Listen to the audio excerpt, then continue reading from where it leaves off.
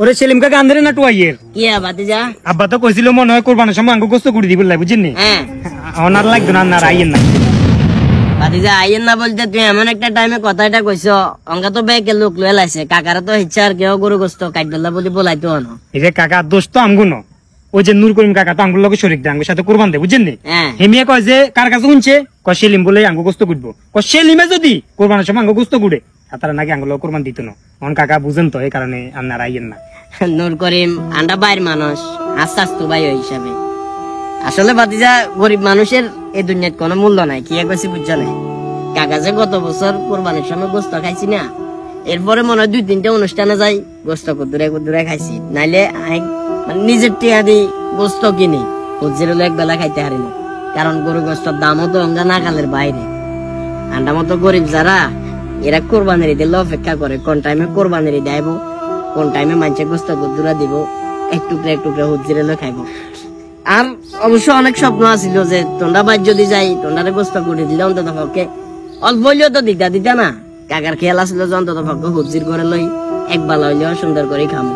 এখন তুমি হয়তো বা কইবা কাকা আপনি কি কথাবার্তা কোন কি জানি আশপাশের মানুষেরা কোরবান দিলে কি আপনারা কি গরু গোস্ত দিত না ভাতিজা দিত না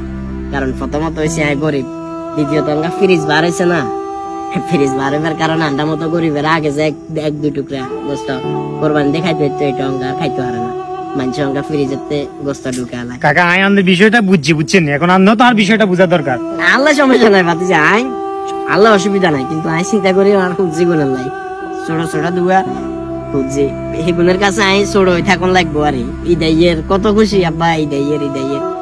মানে কোরবান দিতে হারিয়েন না এটা তো অনেক কষ্ট একজন বাবাই জানে যখন একটা ছেলে একটা মেয়ে কোরবানি দিতে বাবারে জিগায় আব্বা আন্ডা কোরবান দিতেন না আন্ডা গরু করতে কিনবো আজ আর জিজ্ঞেস আমি কইছি সমস্যা নাই আন্ডা গরু গোস্ত খামো অসুবিধা নাই আল্লাহ এত খারাপ লাগেন না আর হুজি গুণের একটু বেশি খারাপ লাগে কাকা আপনি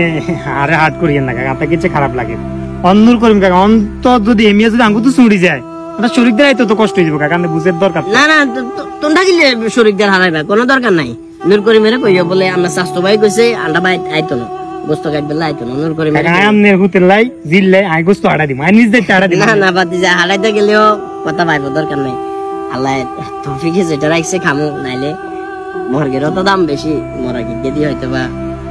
ভাত খাইতে হবে মনে কষ্ট নিও না ভাতিজা তোমার অনেক কথা কয়ে লাইছে খারাপ লাগে না সমস্যা নাই ভাতিজা অসুবিধা নাই লোক দেখানোর জন্য কোরবানি না দিয়ে আপনার আশপাশের অসহায় মানুষগুলোর দিকেও একটু খেয়াল রাখবেন। ভিডিওটি ভালো লাগলে টাইমলাইনে শেয়ার করে রেখে দিতে পারেন। ধন্যবাদ সবাইকে।